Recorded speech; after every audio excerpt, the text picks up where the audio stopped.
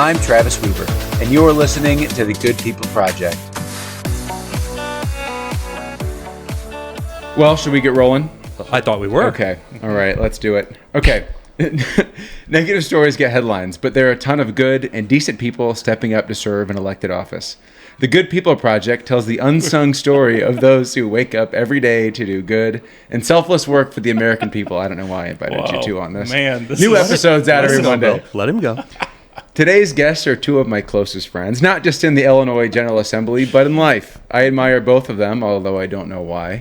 I admire both of them for their integrity, work ethic, and selflessness. One day, when I'm much, much older with hairs turning gray, there it is. I hope to be just like them. The build Sorry, up guys. and the takedown. Yeah. I also admire them for choosing to be citizen legislators, both who have kept their day jobs while serving in elected office. I believe that's what our founders wanted. One of them is the chief deputy sheriff, and the other is the only practicing physician in the Illinois legislature. So, without any further ado, the wise and talented Chief Deputy Dennis Tipsword and Dr. Bill Hauter. Wow. That was Gentlemen, amazing. how's life? Wonderful. Thanks, Travis. Thanks for having us. Okay, so I've said it before, but I need to be careful in my intro. So when I interviewed Nicole Laha, I said she was one of my favorite people, and I'm going down this path of saying all my guests are my favorite people. Yeah. But I do think we've got some great people that we work with, and obviously if I didn't like somebody, I wouldn't have them on the show. One thing that's special about you guys, though, is you're two of the only people that can really influence my vote at like the last second. Oh, wow. You know, I look up and see what you. I definitely check what you guys, because I don't want to get razzed. I'm leaning yes, I'm leaning no. I see both of you pop up one way. I'm like, okay, that's what we're doing. But I also say, you know, if I think I'm a pretty firm yes or no, and at the last minute you came over to me and you were like, hey, I just heard something new. You got to be no on this. You know, I would say no questions asked. Well, there are so many votes that it's not easy, black and white, cut and dry, because there are so many layers to the bills. You know, that is the difficult part. And I'm like you. There's a lot of times we come down to the vote. Yeah. And you know, sometimes you're right there in the middle. Oh, yeah. It's definitely true that you look. There's like some guideposts that you look at it, how other people vote. I know I have my people. In fact, there was a vote on some law enforcement thing, and I was just waiting, hovering, and you took a long time to vote. Either you weren't paying attention. I was like, I turned around and I go, come on, let's vote. We're voting here. Yeah. I apologize. I was waiting for Tipsword to vote on this so I could vote. I apologize. Yeah. Yes. Yeah. So one thing I do like about both of you, though, is that I think you have cool jobs, right? There's no bean counters here. And so one question I did kind of tee up with is... Well, I'm kind of a bean counter now. So, you know, in a former life, I maybe had a so let's cool say in your former life or in your current life, Dr. Bill, any stories that you'd like to share with the listeners? You know, one thing about this podcast, we try to share personal stories. I think it's important for people to get to know their legislator on a personal level. So anybody want to take it away with a favorite work story? Yeah, you gave us a little heads up on this, so I was thinking, and then you cut down a lot of the acceptable stories that I had, so then I really had to think.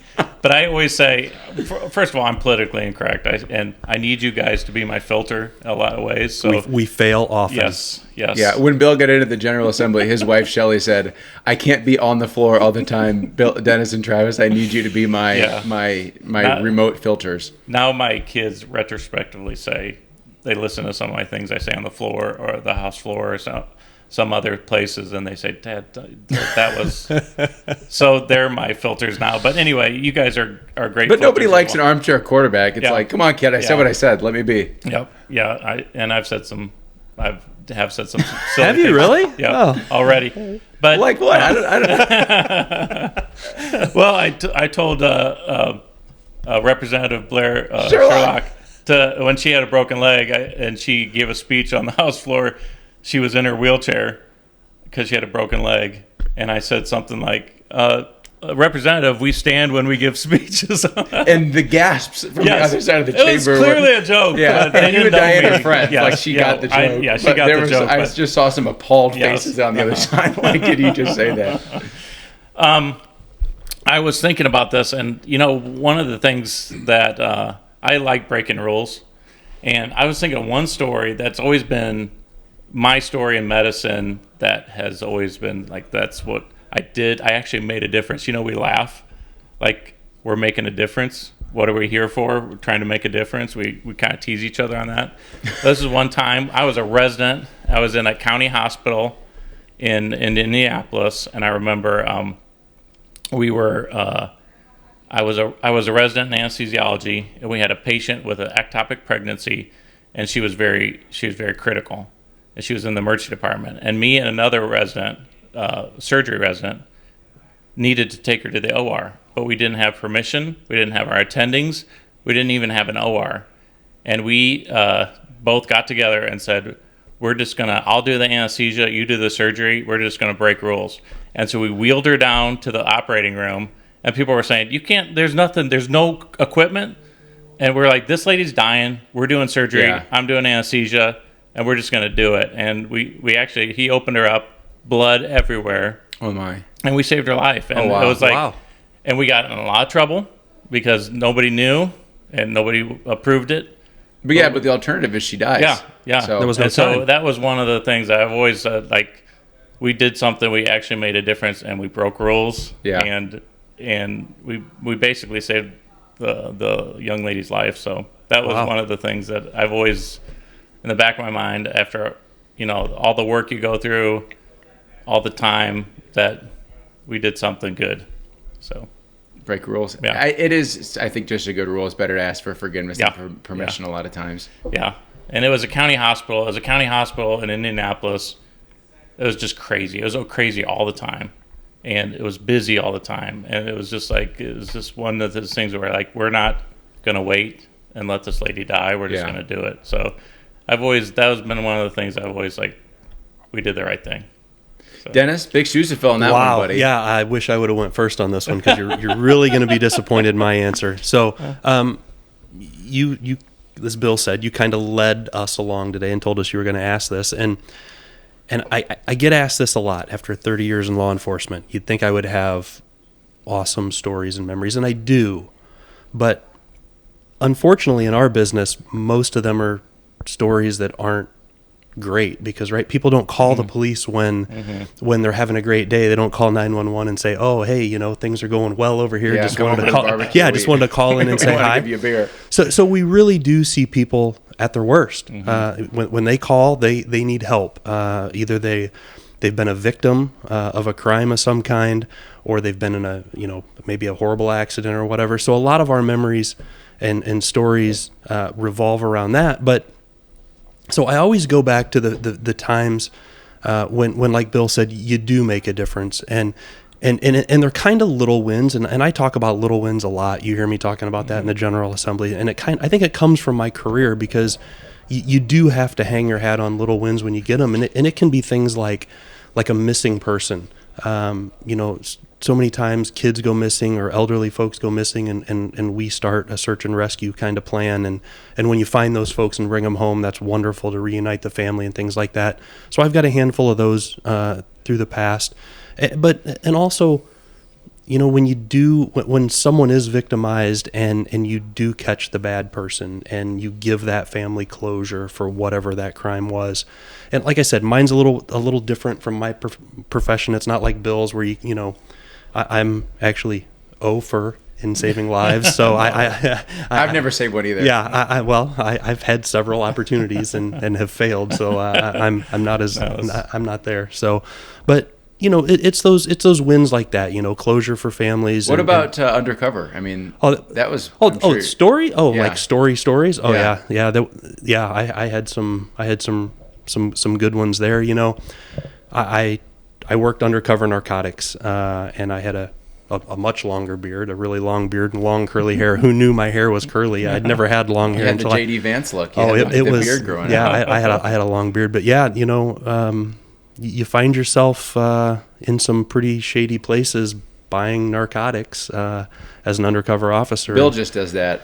Just on a Wednesday. Just on a Wednesday, yeah. But yeah, okay, I will tell you this story. So there was a time where, when we're doing those operations, the agent, which would be me, makes the hand-to-hand deal with someone, and this deal was set up in an alley, and it's an alley we know, but it's an alley, and you do all your planning ahead of time and things like that, and we kind of failed on this one because the alley they were doing a sewer project or something across it, and it was blocked, so all of my surveillance people couldn't see me, and I pulled into this dark alley over in Peoria to by narcotics, drugs. and none of my people could see me. The alley was blocked, and I was just kind of on my own. And those are the moments when you just kind of think to yourself, is this a good idea? Was this a good career choice? Yeah, should have been a bean counter. Yeah, that's right. But, it all worked out, and here we are. Well, that's the thing. You said that. Was this a good choice for my career? One of the things I think about, what a privilege it is to be with people. You said at their worst moments. I'm in the emergency department a lot with people at the worst moments. You're with them a lot in the worst moments. But also, it's such a privilege to make a difference in people's lives, and to do something that not, I wouldn't say prestigious, but it's very respectful, because you've gone through a lot to be where you're at and be where I'm at. Yep. And then you get to be with people and some of their worst moments, some of their best moments, but some of their most important moments. And I think both of us, Bill, it's kind of a calling for both of our professions. Yeah. You have to want to do what we both do. So I think you're exactly right. And it's challenging, it's interesting, it's important, such a privilege, and it's such a privilege to be a state representative as well. Yeah, absolutely. Bill, I'm going to come back to you. Harry Truman said, "It's amazing what gets done if nobody cares who gets the credit." You had a great story this year where there was a bill that was your bill. You came up with it. A lot of times when we have great bills, the Democrats rip them off and make them their own. And you had that instance happen to you this year. But instead of moaning about it, you signed on as a chief co-sponsor, made sure it passed. Yeah. And I just gained a lot of respect for you watching how you handled that situation. So I was hoping you could just kind of walk us through what the bill was, how that all happened, and how you ended up making sure it crossed the finish line. It was just essentially as a bill on network adequacy, which was kind of a big topic this year. Was that the one you're talking about? Yeah. So it came over from the Senate. I worked on it, and we decided to run it through the Senate. I was the one who kind of was, brought it up and had the stories, and it was impactful because it was network adequacy for in-hospital specialists, which I'm an anesthesiologist and emergency physician, two of them that have problems with insurance companies not maintaining adequate networks. But the logistics of the bill, where it went through the Senate first and it passed and it came over to the House, and I could tell some of the people that really wanted it passed along with me were like, it's going to be hard to get it passed on the Republican side. You as the sponsor. Me as a sponsor, it's just because of the party, and it just wouldn't. It may be buried, it may be just ignored, and so I was like, I got to find somebody on the Democrat side, and luckily I got Leader Manley, who's very well respected, and she knows how to get things passed, and so I asked her to take it as... What happened in the Senate? The Senate passed it? The Senate passed it, and it was pretty bipartisan. Unanimous? No, it wasn't, but it was very close to being unanimous, like and 50, bipartisan 50 for sure. to 5 or something. But they weren't sure if it was going to get very called. much traction, especially with a freshman Republican. There's so many bills. Who apparently mouths off every chance he gets on the floor. Yes, I say inappropriate things. And always making friends, Bill. Right. Yeah. So that was, and I was just wanting to get it passed. Mm-hmm. So I was very willing to let, and I'm not. I mean, I don't need a bunch of bills.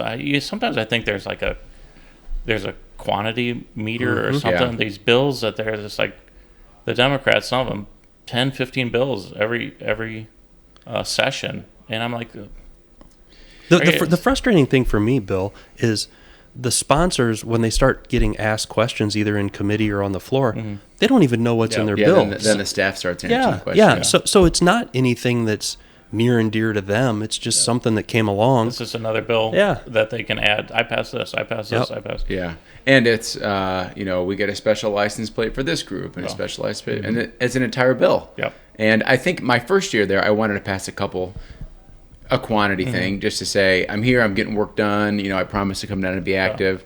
But then you get into the second year and you kind of feel like, I'm not going to do it just to do it. I've passed them. So what? I'm not going to pass them just for the sake of passing it. Yeah. And that's the case with this one is I didn't care. I just wanted it passed. It was a good bill. It was a good bill, and it was needed. And so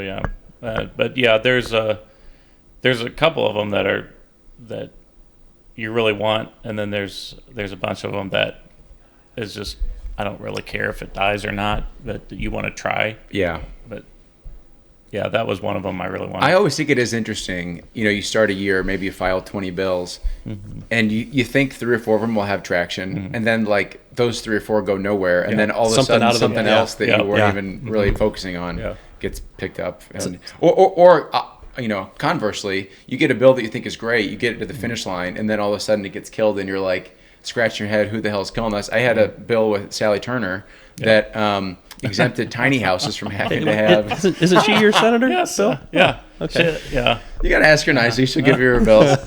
But I mean, motherhood and apple pie. It helps homeless veterans get affordable tiny houses, and all of a sudden it's just dead. Blue. We got it out of committee unanimously. Yeah. It's dead on the floor, and some environmentalist somewhere was putting their thumb on it, and she and I talked to every environmentalist lobbyist, couldn't figure out who it was. They wouldn't tell us, and so. And it was there you me. go. And it was you. And Bill's because he ran the bill with my senator. I'll be damned if you steal my senator's bills. Yes. Yeah. No, yeah. Thanks a lot. Yep. Dennis, okay, I got one for you. Crime's a huge problem nationwide. Illinois trails the pack. I've said it before. Feels like we've got the worst vertical jump of all the kids at Fat Camp. Last place in a losing metric. So here's a fact. The day before we got sworn in, there were 0 cops serving in Springfield. Today, there's 3 cops serving in Springfield. Yourself, John Cabello, and Patrick Sheehan. If Jay Keevan wins and Aaron Porter wins, we'll have 5 cops in Springfield.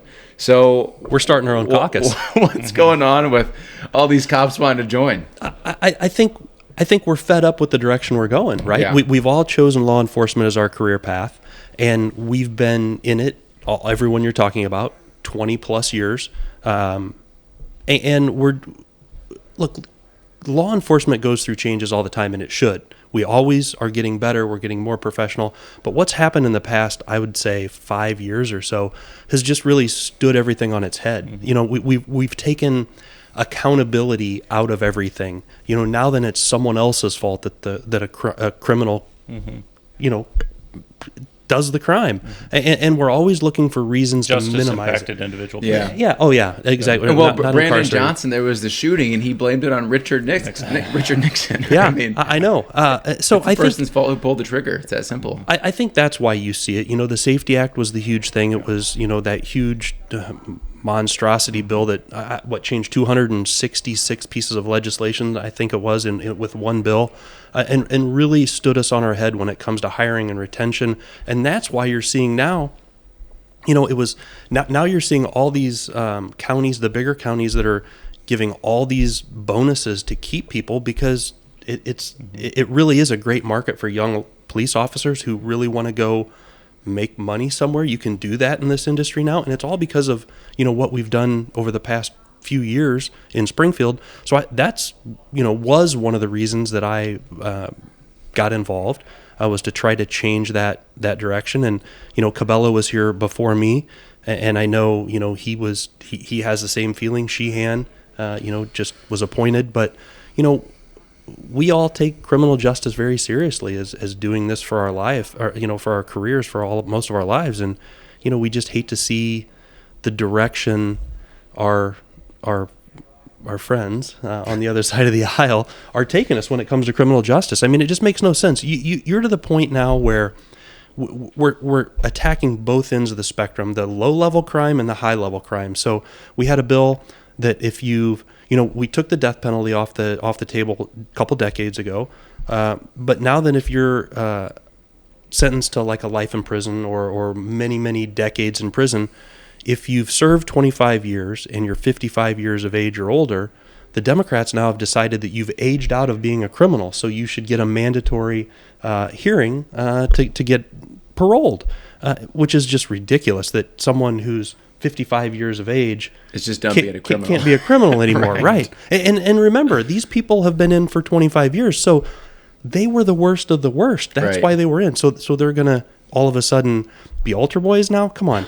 And then on the lower end now, we've made it to where, you get a speeding ticket, you pay your ticket, or you lose your license. Your license gets suspended. Well, waiting for the governor to sign it, And as soon as he does, you get 3 tickets a year and you don't have to pay for them? Yeah, you don't get your license suspended. There's no teeth. There's to no it. consequence. No. So why? Is that what it is? You get 3 tickets a year before it? I don't kicks remember the in? number Yeah. exactly, but yeah, it's basically that you don't. There's no teeth at the end of it. If you don't pay your fine, just don't pay your fine. You're not going to lose your license. Well, anymore. I mean, before that, earlier this spring, Justin Slaughter, author of the Safety Act, filed his bill that basically gets rid of all traffic crime. Yeah. Which is ironic from the party that's so against guns, that they're not against dangerous guns. They're against our legal guns, because if they actually wanted to get dangerous guns off the street, they should love traffic stops. Yeah. I mean, how many guns do you guys find off of traffic stops? All of them? I mean, where else do you get them? That's right. So it was a pretextual traffic stop bill, meaning you can't stop anyone for any equipment violation, headlights, taillights, expired license plates, speeding, improper lane usage. And that's the one that really blew my mind. We can talk about, guns and stopping people for taillights and stuff out, but if I can't stop a car for someone swerving down the road who's clearly intoxicated, what are you trying to do? What are you trying to do with that bill? So, but yeah, that's how all criminals are caught, whether it's a drug case or a wanted person on a previous charge, or guns or murderers, or it's just that's a tool in the tool belt of law enforcement, and to take that away, I don't understand the end game. I really don't, because look in Chicago, what's going on with the crime up there. I mean, people are fleeing the city. They're leaving town, and it's just getting worse and worse. And the legislation that they keep pushing, it's not like they're even gut checking themselves and going, maybe we went too far. They just keep pushing more ridiculous criminal justice things. And they want to take it statewide. They're bad ideas in Chicago. They can't just keep them up there, but they want to push us onto us and the local level. And so that's why local control is so huge.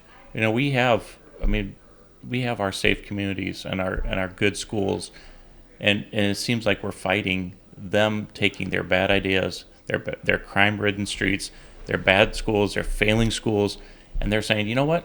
We can't stand it that these guys are a great shining example of how to do it. We want to take our bad ideas and push them onto all of us. I think that's a great point. And the difference between the two parties, as I see it, the Democrats, who are primarily from North I-80 up around Chicago, want to legislate their ideas downstate. Mm-hmm. We as Republicans who are downstate, we don't care to legislate our ideas up to them. We understand we are two different states in this state. How you live when you're in Chicago area and how you live downstate in the rest of the state are two different examples. And that's the difference with us. We're not trying to legislate your life and your ideas, but you are definitely trying to legislate us. So, and it's failing. It's not like they're trying to legislate because they want to. We're going higher. No, really. Yeah. Yeah, I think, when Robin Gable passed that bill that requires all new houses to have EV charging in them, I asked her on the floor, she's from Evanston, I think. I said, would you consider this just relating to Evanston? And she laughed at me. And then flash forward to this year, Amy Ellick had a bill that would require all like trash trucks to have like a plastic tarp over them, or maybe to get sprayed down when they left so they weren't taking dirt everywhere. Yeah. And I said, I don't know. I mean, it kind of seems like, more regulation. And she said, well, it just impacts my county. And I was like, you sign me up, because I'm like, I love that. If you want to have an idea or a bill and it only impacts the people that you represent, go for it. I mean, you represent them. If you want to try something, take your county or your district and let it be a test case. Yeah. Don't force it on everybody else if we don't know the consequences of it. Well, I mean, look at COVID. I mean, I ran because of COVID and the public health emergency without any public health experts in the whole legislature. So I saw that as what they did during COVID. They took their lockdowns and their mandates and their vaccination mandates, and they're closing their schools, and they could not stand it that we had our schools open and we had our businesses open. They had to push that and lock us down as well. They tried to, and it's just an example of their bad ideas being exported downstate, and that's what we're fighting a lot. Yeah, my brother-in-law is on the school board, and for his school, they kind of had a plan for how they were going to go into the 2021 or 21-22 year, I can't remember, and it was no masks. and the governor threatened to sue every member of the school board, not as a school board member, but as an individual. And then, of course, they changed course. I mean, you got a billionaire governor threatening to sue you, but wow. I mean, what the heck is local control? What do you have a school board for if you've got some billionaire governors, ivory tower, saying what's best for Brimfield High School? Yep. You know, not to back up to the EV thing you talked about with Gable. Have you seen the new report on how the infrastructure can't handle all these EV chargers and all these houses, and if all these chargers come online, that we don't have the back end grid to handle it? Yeah, I've been using this stat a lot. Over the last 10 years, Illinois went from the 3rd cheapest power in the country to the 37th cheapest power in the country. Over 10 years, we're falling 3 spots every single year. And, you know, in California, they had that deal where Gavin Newsom said all EVs by 2030. And then the next week later, he said, you know, make sure that you don't charge your EVs all at once, or else they're going to have rolling brownouts. It's like, you can't have it both ways. Yeah. That's and not to make this a total complaint session, but it is. I come from a business. I know Dennis does. You do as well from business aspect, but of outcomes and evidence, and measured variables, especially in healthcare. I mean, scientific. I mean, process. everything. It doesn't go if there's no evidence. It doesn't go. But here you're battling, and to me, it's so frustrating because we're battling untruth. We're battling a narrative and feelings and power. And so when you point out these things, like, this won't work, there's not enough infrastructure, this won't, so you can have all the mandates you want, but you know it's not going to happen. We know it's not going to happen. You know that we know it's not going to happen. We know that you know that we know that it's not going to happen. And so it's just like we're play acting. And it's so frustrating because we're going to have net zero by 2035. No, we all know it's not going to happen. Yeah. But it looks good, and it's narrative, and it's feeling. Campaign. When, like, for example, for Jelly Bean. The great politics, terrible policy, so often in Springfield, that the all inhaled medications, $25, the most you can pay, is great politics. It's terrible policy. So let's unpack this a little bit for the listeners. So we had a bill come through insurance this year, requires mandated $25 copay for all maximum copay inhalers, which is silly because typically you might mandate the medication. You would never mandate the vehicle. That's like saying all pills are $25 or all injectables are $25. So we're saying all inhalables or $25, which is silly because you could have a $100 inhalable, or you could have. Didn't one just come out this week that you texted me? $3,000. The brand new COPD inhaled medication, the first one in 20 years, really revolutionized inhaled COPD treatment. In Illinois, how are they going to treat that? Because they can only get $25. This is a $3,000 a month medication. It might help people a lot, but I predict that a lot of insurance companies are going to say, it's not going to be on our formulary in Illinois, or they may say, we need an exclusion for this from that $25, or we're not going to offer it to anybody with COPD.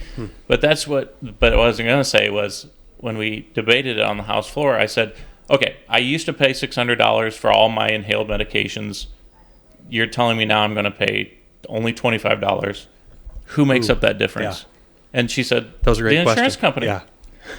And I was like, the insurance company is just going to eat that. Yeah, they're so kind. Yeah. No, we're all the premium payers. And as we see that, so many mandates, they just think the insurance company is going to take care of that now. But it's all, and why everyone sees the 10% a year, 16% a year, 22% a year increase in their health insurance premiums because of all these mandate after mandate for the chosen political disease or illness of the day. You know, this time we're going to cover breast cancer screening. Great. But when you mandate that, you know, then that is going to raise premiums for everyone. Yeah. So I always say you got to ask 2 questions. Is the bill a good idea? Can we pay for it? Yeah. $25 copay. Love it. Great idea. Wish we could do that for our people. Can we pay for it? Nope. Sorry. Yeah. Next question. Next bill. Bring it on. You know, when we get session canceled now and then, which happens, I love it. Because, I mean, honestly, every day that we're in session, Illinoisans lose freedoms. Yep. There's no other way around it. Every day we're in session, we're passing bills that impact the people of this state, and we're taking freedoms away from people. Yep. And so when we hear, oh, Thursday's canceled, okay, we're not going to break anything tomorrow. Then let's go home. I also think we're kind of the victims of a governor who's just padding a presidential resume. Oh, yeah. And so every time he does something, great example, grocery tax. He just wanted to say that he cut a tax, and he didn't know how to do it because he doesn't have the stomach to cut spending necessary to cut a tax. Yep. So he cuts a grocery tax, which funds local governments. We don't see a penny of that. It goes to fund police and fire and roads. So my question, do you guys think he'll run in 26 for governor again? I kind of think that he won't. And my thought is, he's done 2 terms. He's got plenty of executive experience. He hasn't broken anything too badly. Like, so he can step out and still. He can step out, say, look at all these great liberal progressive things I've done. You know what? 2027, maybe that's when our financial hits the fan. And he's out. And he's out. Yeah. And also, if he was a regular Joe, like if he was Ron DeSantis, you kind of got to stay governor to be relevant. He doesn't need to be governor to be relevant. He's got $5 billion. He can go sprinkle $250 million on his pet progressive project. So I kind of think he won't run. Well, am I dreaming? I haven't thought too much about it. I haven't thought about it, but I think that's plausible. I mean, because we all know he's looking at 28. Yeah. So. Yeah, I mean, I don't think he's as popular as he thinks he is. Well, he's never even entered the equation now that Biden's they're saying who's it going to be? It's Newsom and it's Harris, and that's kind of it. There was the one, and he was Whitmer. at like 1% or something. Yeah. He was clear at the bottom. But you're right. But I think the reason it's so important is because if he doesn't run in 26, we can win. I mean, he outspent Darren Bailey 16-1, and I love Darren. I respect Darren. But I don't know that he was ever going to be a winning candidate. And so I think if we can get a candidate who can win and not get crushed in the city, hold his own in the collars, and get outspent 3-1 instead of 16-1, I think we're right there. And I know Janulius and Frericks and Mendoza, they're not spending the money they're going to have money, but they're not spending like he's spending. Right. Well, and I suppose the sooner we get him out, the better we are down ticket too, because then, does he still support? Does he spend all that money? On the General Assembly? I don't know. Yeah. I mean, it's an presidential-wise, I've always thought he has some real drawbacks from the who they cater to. Say it. And their narrative. Just say it, Bill. Yeah. I'm not going to say it. I'm going to try to be nice. But he doesn't. He is not the social Is justice Ozempic inhalable? picture. Yes. I don't think he needs the $25 copay. Nope, not going to go there. He picks this time to put his filter on. Come on. Guys. Let's be nice. Let's turn off these mics. Bill Hauter, voice of reason. Yeah, right. So he doesn't fit their narrative. So let's say he as a doesn't run in presidential 26. Do you guys have anybody you'd like to see on our side step up and go for it? The hard thing is we don't have a super deep bench. Yeah. Well, the media. Well, I think we have a lot of talent, but the media never lets them out of the. I just mean for governor hidden. though. Yeah, I mean, I like Jesse Sullivan. I like Jesse I Sullivan. do I too. really like Jesse. I don't think he'll ever do it. But I was Darren Bailey, fantastic. but Jesse was my Yeah. And I remember Betsy and I leaving the Washington governor's debate over there, going, "This is a young guy. He's gonna have some promise." So I don't know. I've heard kind of back and forth as he. The nice thing about him is he really adheres to strong conservative values. Yeah. He's a very values-based person. But I would talk to people and they'd say, that Sullivan guy is such a moderate. And he's not really, but he's this young, handsome guy. He's got an attractive wife. He's got these attractive kids. I thought he was talking about me for a minute. It fits both ways. Oh, okay. But I think he just kind of comes off as, and he's not inflammatory. I think I think his messaging, his demeanor is very moderate, and so people thought that he was. But he's got some of the credentials that Stanford. Yeah, successful Oxford, business guy. Yeah. Yep. Successful in business and venture capital, and he's got money, and he's got a lot of positives. Yeah. But I think you should run. I'll be your LT, Hauter. I need the sound bites from Bill Hauter's governor campaign. Yeah, just whoever it is, we as a party have got to figure out how to come together, though. Yeah. That's the frustrating thing for me, because we just continue. I mean, right now, we should be winning big because of ideas. Yeah. We're winning because the Democrats are shooting themselves in the foot, not because of what we're doing. And that's kind of the frustrating thing. And I, we got to figure out how to I think do a lot better. of Illinoisans look at this illegal immigrant health care and all the benefits that we're receiving, and it's really frustrating to a lot of Illinoisans. It should definitely be. Yeah. And people leave, and you don't have to scratch your head and ask why. I was at a Publix in Florida last summer, and I had on my Cubs hat. And this guy said to me, "Oh, do you live in Illinois?" I said, "I do." He said, "We used to live up there, but we just got sick of paying the taxes, and we got sick of the progressive stuff in our kids' schools, and so we left and we came down here." And it's like, how do you argue?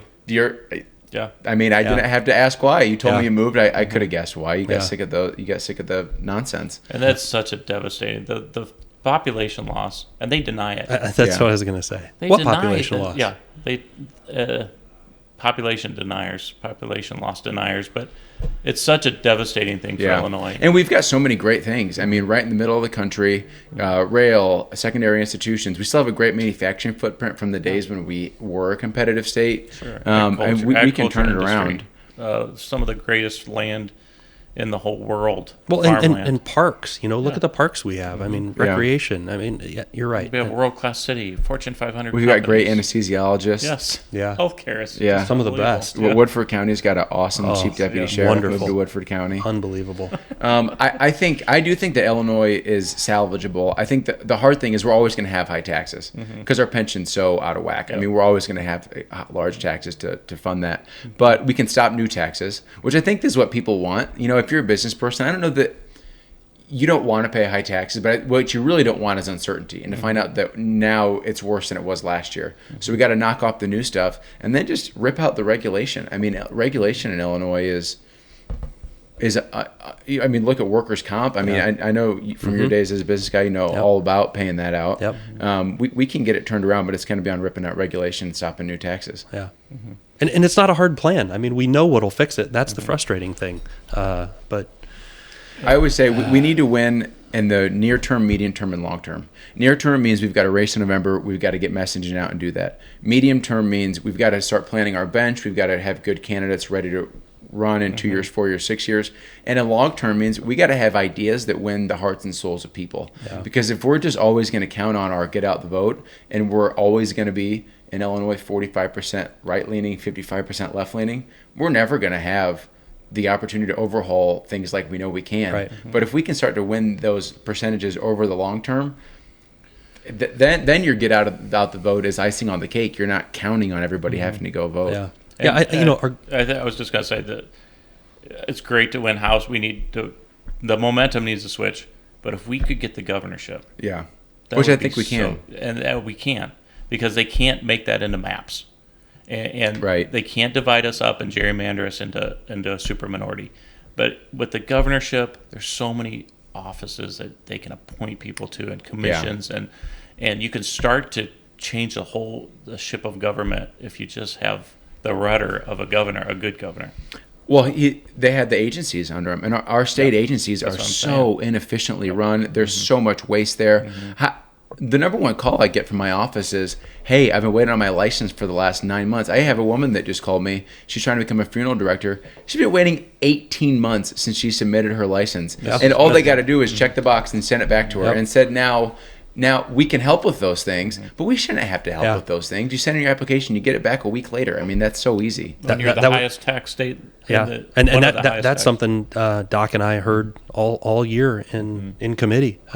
Is everyone's license, and hopefully that's turned around a little bit, and there's going to be some shorter wait times coming. But it's ridiculous that it ever got to the point that it did. Yeah, and it's become sort of my pet project, because I don't think people realize how huge a competitive driver your license is. And when you're vying for highly compensated jobs, highly professional jobs of doctors and nurse anesthetists and nurse practitioners and PAs and pharmacists and physical therapists, all these professional licenses that we see, these are very mobile jobs, hugely mobile and hugely nice, good compensation, taxes, And we're going for a state that can give you your license in 6 weeks versus us 6 months, maybe. On a good day. Yeah. Yeah. And so when you're looking for a job and that uncertainty, where are you going to go? Yeah. I mean, it's so obvious. And so I'm trying to drive home that point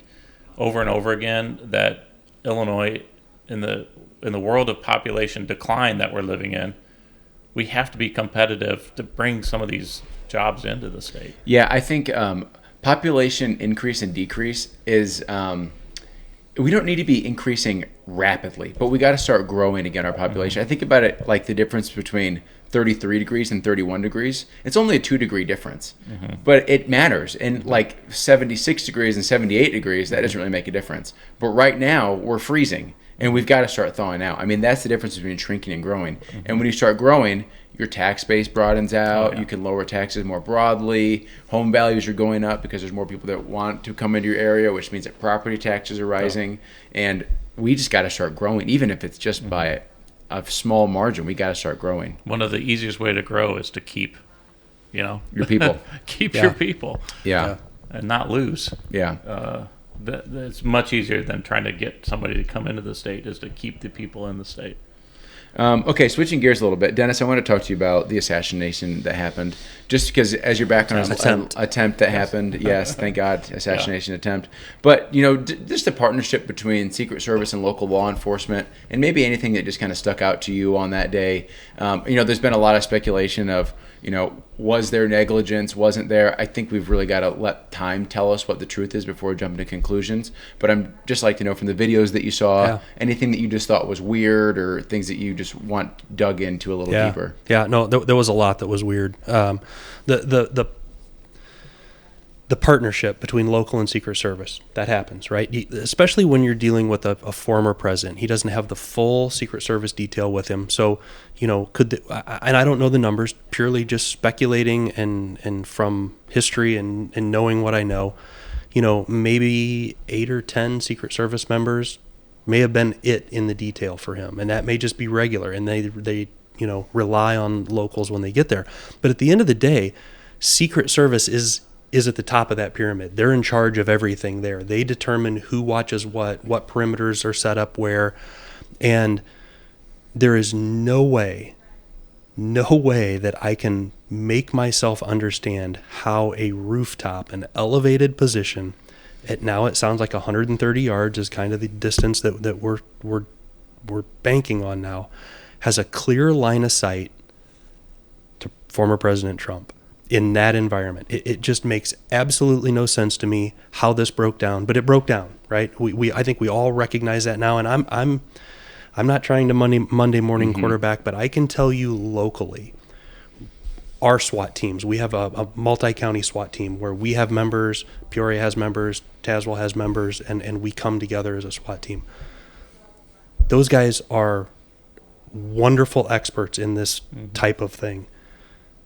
Even at that level, they would have not allowed that. Someone would have had that rooftop, and that means you put your own person on it, or whatever. But how this happened, I don't know. It's bizarre to me. But there definitely needs to be some questions asked and answered, because it was a total breakdown. And I guess the thing that you got to know is this the way his detail's been?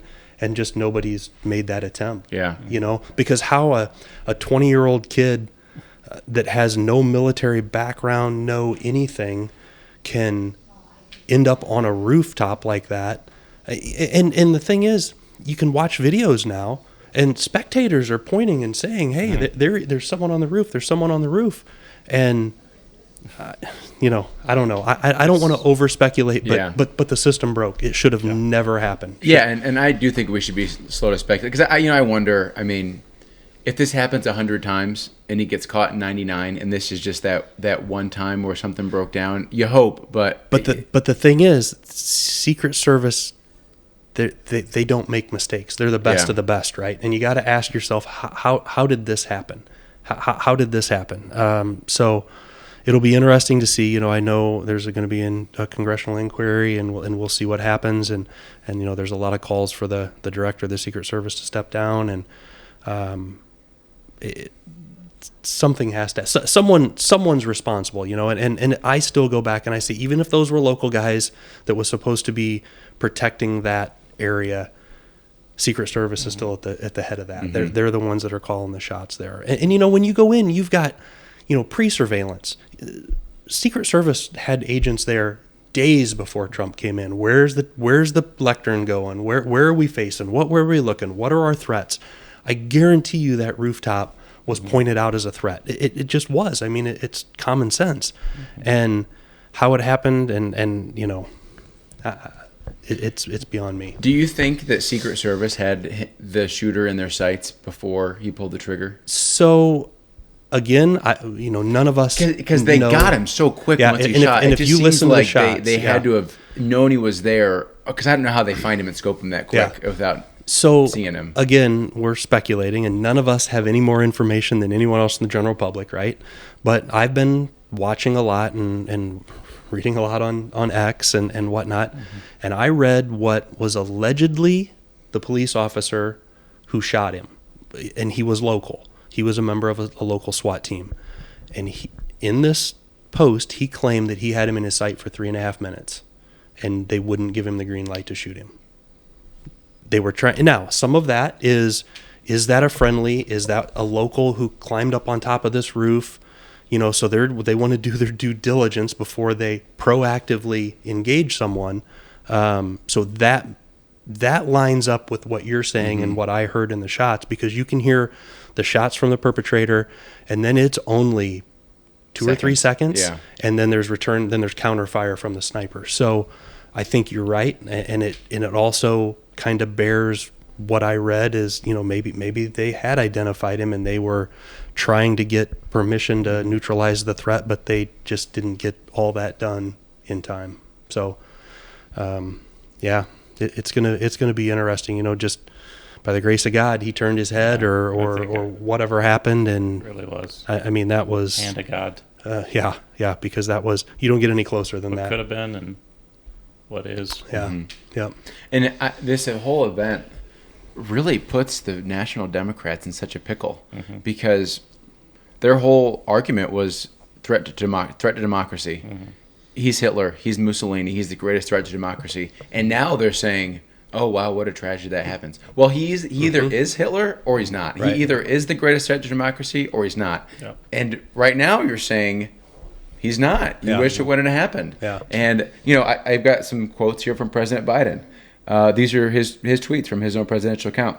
Donald Trump's the greatest threat to democracy. He's a genuine threat to this nation. He will be a dictator on day one. He's a threat to our freedom. He's literally a threat to everything America stands for. If we lose everything. He's a threat to the very soul of this country. Just last week, Biden was running a TV ad where he splices up Trump's words to make it sound like he says he hates black people. And so is all that just a lie? Is Joe Biden admitting that all of that was pandering?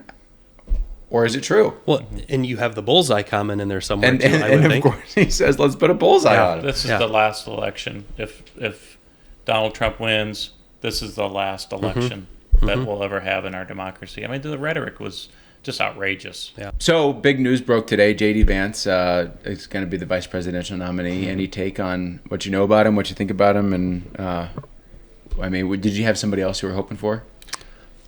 I think it's a good pick. You kind of heard it was him, and between Rubio and also Burgum, and I heard a few other people. Tim maybe Scott and Gabbard. So of all of them, I think that he has credentials. Yale Law, I think, and venture capital, and of course a award-winning author, Marine, and he's very articulate. So there's a lot of good things. Yeah. I just think, wow, what rags to riches, or totally, or obscurity. Not obscurity. I mean, obviously he's an award-winning author. Super smart. Yeah, super smart. But from 39-year-old guy to vice president. Is that how old he is? 39. Yes. Wow. And now the presumptive successor. Yeah. I mean, in position to be the successor to Trump in 4 years. So if Trump wins, I mean, obviously, but But yeah, really interesting story. I was happy with it. I mean, I was happy with several of them. You know, I mean, I had a couple I would rather have. You know, whatever. Maybe mine was more looking ahead. Yeah. Like, you know, like Doug Burgum. I think he's a would have been a great choice. But what's our future? With him? That was one issue I had with him. So I think J.D. Vance was a good pick. Yeah, he's a bulldog, and he's he can battle with anybody. I can't wait for the Kamala JD VP debate. You know, she's I just going to look cackle. at what can be. You got to do the hand too. Yeah. What can be with what is it? And the passage of time and the way that time passes, and after time passes goes by, the way that you look back at how the time passed. That's going to drive me crazy. What is her quote? I don't know. I can't think of that one. Well, you can see what can be unburdened by what has been. There you go. Yes. What can be unburdened by what has been. And I love it when they put the montage together of like 5 different places literally she says the same thing. Literally goes on for 10 minutes. Yeah. Somebody told her that she was nailing that line. That is a great line. It's not that good of a line. Chills every time I heard it. Wow, nailed it. All right, so here's my question. What does this do for DeSantis? Yeah. Mm-hmm. Right? I mean, that's going to... Well, and he's term limited out for Florida governor. He could be senator, which is what I would guess he'll probably do. Yeah. But, you know, and to your, I think, point with DeSantis, the thing that I like about Vance, I think that there was maybe a half dozen of them that would have been a good vice president. But, you know, Burgum, I'm sure a great guy, great leader, not really exciting. I mean, for heaven's sake, the Groucho Marx eyebrows. I mean, somebody's got to get those things tamed. Man, you're brutal. Well, it's his show. These are facts. These are facts, Bill. And so I don't. Whoever the VP is going to be. They look good. You both look good. I would have said if you both weren't tame. You got wives that tell you the truth about your facial hair. So I don't know that Burgum was going to be a great 28 candidate. I don't know that much about him. Well, I think, successful oil and gas guy. I think he's done a good job of North Dakota governor.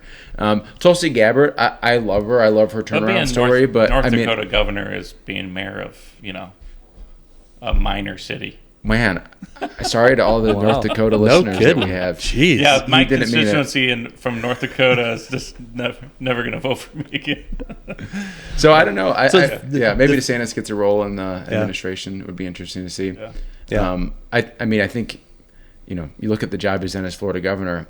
He's just delivered on every level, and Florida's it's just cooking. Yeah. And they like to say, well, it's the weather. Yeah. Well, okay, that's some of it, but it still has to be a draw, right? Well, all of Illinois' neighboring states, all 6 of them, have population growing. Yep. And, Wisconsin doesn't have easier winters than Illinois that's does. right. Neither does Iowa. Yeah, that's right. So it's not the weather. So where's, like Vivek? He was not really mentioned a whole lot in this, but I feel like he's going to have a role somewhere. I mean, I enjoy listening to him talk. He's super smart. Yeah. I think he's 37.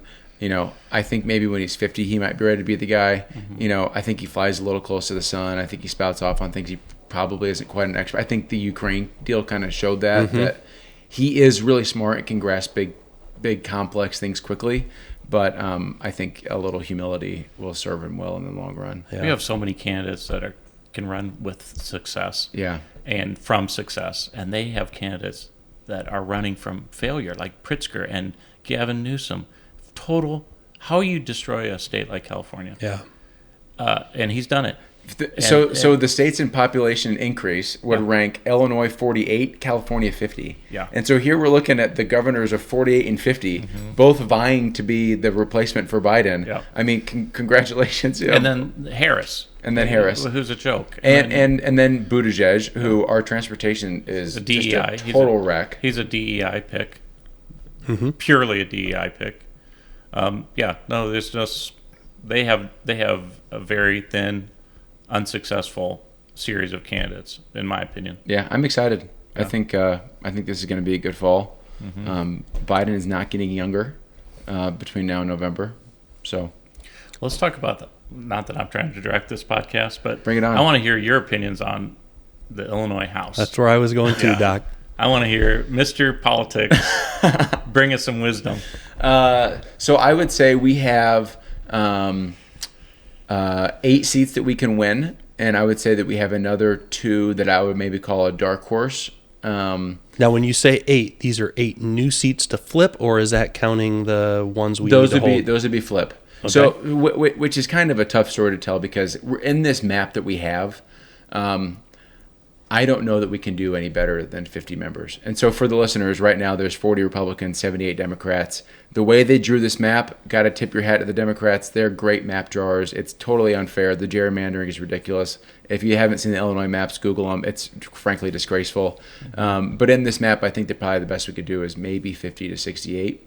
Now I say that, but if we can start to get our ideas out there and show why conservative principles make healthy societies and healthy economies, maybe that changes. Maybe I'm being a pessimist, but I think there's about 10 seats we can win. I would really like to see us win 3 or 4 this year. Puts us in a great spot to get out of the superminority in 2026. I believe we can elect a Republican governor. If we're out of the superminority and that happens, all the better. So if I was a betting man, I would say I think that we'll win 3 seats this year. If I was going to guess, I would say I think Desi Anderson's our best chance. I think Jay Keevan in the Metro East is really going to do a good job against Katie Stewart. The Metro East down by St. Louis is a lot different from Chicago, and he doesn't have the Trump headwind. They love Trump down there. That the presidential year will actually help that race quite a bit. That's very winnable. And then up north, the closest race in the state last year was a seat that Jen Lattice Douglas won. Obviously, she's not running now. So we have Dennis Rebelletti, who was a former state rep, running again. So that was our most winnable seat, and we got a great candidate there. So I would say those 3, and then on top of that, Gabby Shanahan is doing a wonderful job. Aaron Porter's doing a great job. I don't want to start naming names because I'm sure I'll forget somebody. But, of course, Liz Bishop up north to replace Lance Yednock. So we've got some really good horses in the race. If we can win half of them, I think that'd be pretty successful. I think the headwind that you described with Trump is going to be a little bit different this year. I think he will not be as big a drag in Illinois with Biden's troubles but it'll be anxious to hear his speech. Thursday? I think Thursday night at the convention. He has a real chance to preach unity, start to temper. Well, he's already started that. I mean, the things he's released. I mean, you can hear that change. I think in 2020 he lost Illinois by 20 points, and I saw a poll about a month and a half ago that he was down 9. Yep. And that would be incredible. So, I mean, wow, I can't believe I'm about to say this, but if he could lose Illinois by like 5, that puts a lot of seats in play that probably wouldn't have used to been in play. Yeah. But then you come back to this whole deal of if it starts to look rough, Pritzker can write a $20 million check to the House Democrats, and that's just tough to overcome. Yeah. And it's unfortunate that money makes a difference. It definitely has a diminishing return. I mean, if we can spend $500,000 on a Republican candidate and they spend $2 million on a Democrat candidate, it's not 4 times better. Every new dollar is less valuable than the last dollar. Yeah. But I always say my 4 M's of why we're in the super minority, and that is money. They've been able to, with a billionaire governor, been able to outspend us just at will. Maps, we've talked about that. The maps that they've drawn just keeps us in the super minority. It's very hard to overcome. Machine, they have a machine. I mean, really, especially up in the city of Chicago and the suburbs, with the union, with the public sector unions, and just sort of that relationship is a machine of votes and get out the vote. But lastly is the media. So those 4 M's are really tough to overcome, but we can do it. Yeah. Well, I'll tell you, a couple weeks ago, I had the opportunity to go to Chicago and meet with the Cook County Republican Black Caucus with a few other reps of our Republican reps. And I'll tell you what, guys, it was enlightening. Not caucus, because they're not legislators. Oh, so what do they call it? Cook County Republican Black Coalition. Coalition, maybe? Yeah. Okay. But I'll tell you, it was enlightening because they were passionate, and so many of them, there was probably 30 folks there, I would guess, and this is just kind of an impromptu, every 2 weeks or twice a month, they hold their meetings there at the Trump Hotel. And, sometimes it's 10 people show up, sometimes it's 30 or 40. And I would say there was 30 or 40 this time. And the message was, I'm the first Republican in my family, raised Democrat. I've been a Democrat, but I'm tired of it. Look at what's happening in Chicago. Look what's happening to us, the citizens of Chicago. And it was just it was eye-opening and enlightening, and I hope that momentum keeps building up there, because that I don't think we're going to see Trump make an Illinois swing, right? Because I'm sure they're writing it off and they're not going to spend money here, and that's too bad, because just a stop from him might push that a little more up there. But it was really enlightening. But you talk about the machine, and it was really interesting, because I had one gentleman tell me about, up until just the last year or two, if you pulled a Republican ballot in a primary election, your garbage didn't get picked up. Mm-hmm. And that things like that, that's how they kind of got back at you for going to the other side. So, and I was kind of floored by that. Yeah. But that's common. I mean, you have paid aldermen, and they make over $100,000 easy. The aldermen do, mm-hmm. and the Cook County board members. They're a machine of you have a quota mm-hmm. on your vote total in your ward, and it's just, that is what you are an alderman for. You are to get out the votes and to get patronage and everything else. We all know this, mm-hmm. and Illinois is extremely, extremely corrupt, and we see that every day. Yeah. Well, guys, it's been a pleasure. I'd love to do this again in the future. I love talking politics with you guys. A wandering conversation. You guys got to make sure to win your races this November, because it would really be unfortunate for me to do this podcast all by yourself and ask yourself these questions. Yeah, you don't. Yeah. No one decided to take you on, but they did, but then they thought better of because they don't want to run into a freight train, I guess. There you go. You guys, I think fine. People they see us and they're like, well, if he can do it, I'm gonna run. Anybody can do it. Wow. Yeah. Thanks, Bill. Inspiring. Yeah. Well, I guess I'm saying it for myself too, and I have a physician. Yeah. Going. I mean, even a physician was like, well, if he can do it. Yeah. Anybody can do it. Yeah. Well, I don't have a police officer. Yeah. So. Yeah. Well, guys, I appreciate it. It's been a pleasure, and let's do it again. Appreciate it. Thanks, Travis. It's always fun, Thanks. buddy. Appreciate it.